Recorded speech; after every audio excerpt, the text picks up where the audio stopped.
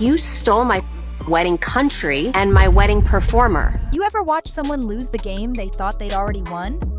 Kim Kardashian might be living that moment right now. Imagine flying to a billionaire's wedding in Italy, expecting to be the center of attention, only to find yourself in the shadows of a younger, hotter rival. And the cruel twist? That same billionaire you thought was your ticket to a billion-dollar empire just handed your dream deal to the very woman stealing your spotlight. This isn't reality TV.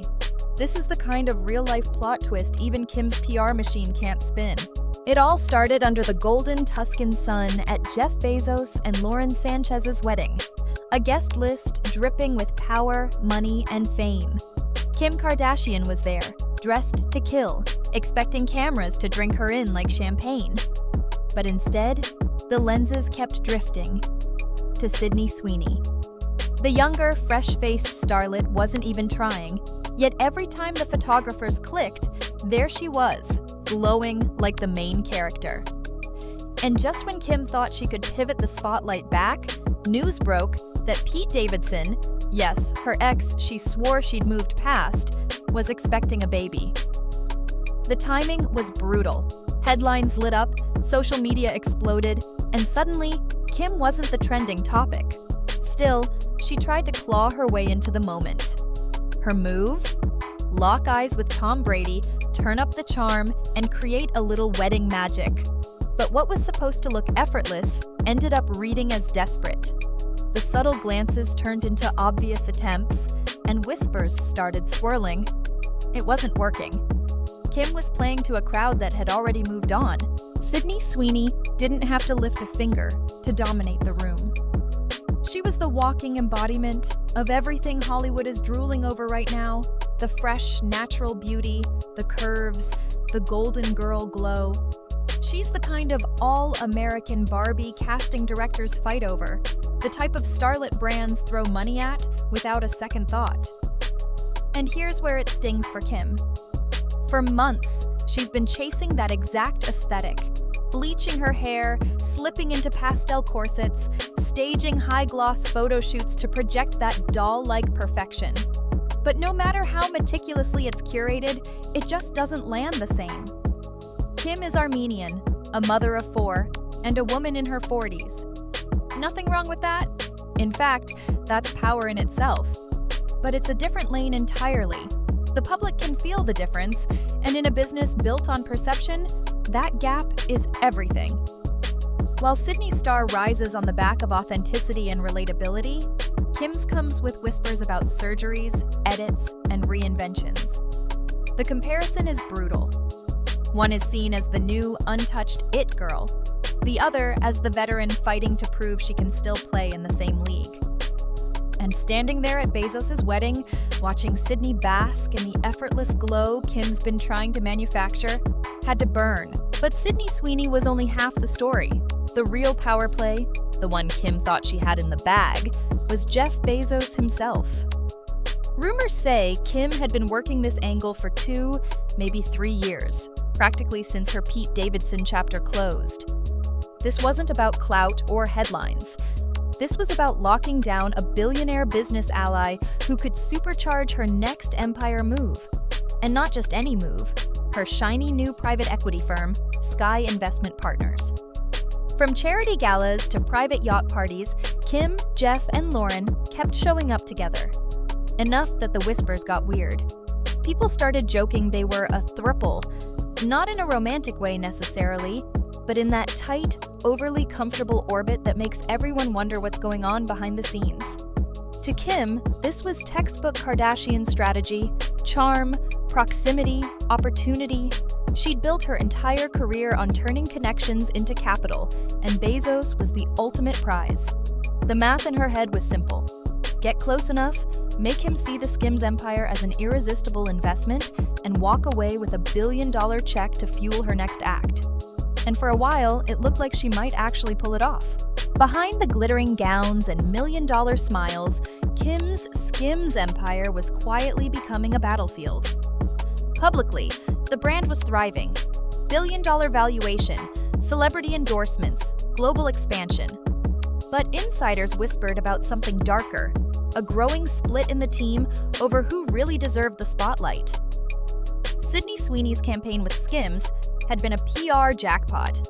Sales spiked, social media exploded. But here's the catch. Some within SKIMS' inner circle felt Sydney's Barbie-perfect image was overshadowing Kim's own. What was supposed to be a win for the brand started to feel, at least to Kim, like she was creating her own competition. According to people close to the situation, certain team members loved the fresh energy Sydney brought. Younger audience, wider reach, a perfect next-gen face for the brand. But others were loyal to Kim and saw the move as risky, almost disloyal. The tension wasn't just whispers anymore. It was showing up in meetings, campaign approvals, even product launches. One insider put it bluntly, "You could feel it. The room would go cold whenever Sydney's name came up." Kim, always the master of controlling her narrative, was reportedly torn. She wanted SKIMS to be bigger than her, but not without her. And with Sydney pulling attention like a magnet, it was getting harder to make sure she stayed the star of her own empire. By the time Fashion Week rolled around, the unspoken war inside SKIMS was already influencing public perception. What was once a united brand face now looked like a subtle tug-of-war between two women. One building the empire, and one stealing its shine. For Kim Kardashian, every friendship, every public appearance, every Instagram-worthy moment is a move in a much larger game. A game where the prize isn't just clout, but literal billions. And this so-called billion-dollar bet might be one of her riskiest plays yet. Behind the glam shots with Sydney Sweeney and the Bezos guest list photo ops lies a much bigger ambition, positioning herself at the crossroads of fashion, tech, and Hollywood. Sources close to the SKIMS empire claim Kim's ultimate goal isn't just dominating shapewear. It's building a lifestyle brand so intertwined with celebrity culture and luxury partnerships that it becomes untouchable. That means cozying up to billionaires, securing exclusivity deals with luxury designers, and strategically placing herself next to the next wave of Hollywood's elite. But here's the catch. This kind of expansion requires serious capital, serious connections, and the ability to stay universally likable while playing power politics. And that's where the stakes get dangerous. The more she moves into billionaire circles, the more whispers emerge about whether she's selling her original brand identity, the relatable reality TV icon who turned hustle into an empire. To her critics, it's a gamble. Alienate longtime fans in favor of the ultra-rich, or stay grounded and risk being outpaced by hungrier competitors. But Kim? She seems all in. And with rumors of high-profile SKIMS collaborations and tech investments swirling, this bet could either be her defining move, or the one that finally makes the public question whether she's still playing for them, or just for the other billionaires in the room. The hype train was running full steam ahead. Between Kim's whispered alliances, Bezos' shadowy presence, and the swirling media circus, the SKIMS IPO was looking like the biggest fashion meets tech moment since, well, ever. But here's the thing about billion-dollar dreams. They're only as solid as the market's mood, and Wall Street has zero chill when it comes to cold, hard numbers. Despite all the glitz and confidence, analysts started poking holes in the narrative. Yes, SKIMS had seen explosive growth. Yes, Kim had managed to turn shapewear into a cultural phenomenon. But under the glitter, there were red flags. Tight margins, over-reliance on celebrity branding, and whispers of declining customer retention once the initial hype cooled.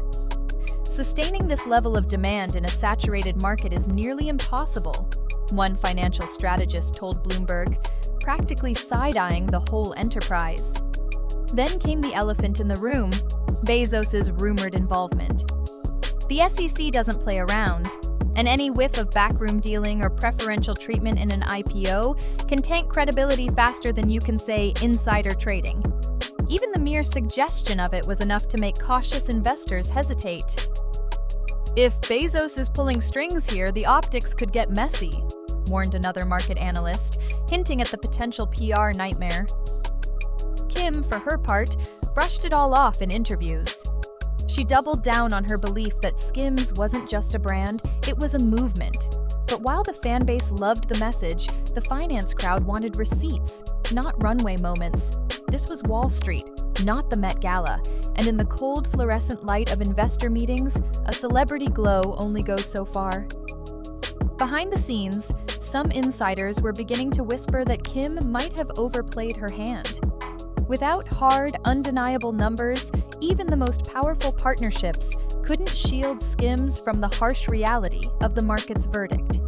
The countdown to the IPO wasn't just about ringing a bell. It was about proving to the world that SKIMS could stand on its own, without leaning too hard on billionaires or buzz. If the launch soared, Kim would be hailed as a business genius. But if it stumbled, the narrative could flip overnight from mogul in command to cautionary tale. And as the tension mounted, one question loomed over the entire spectacle.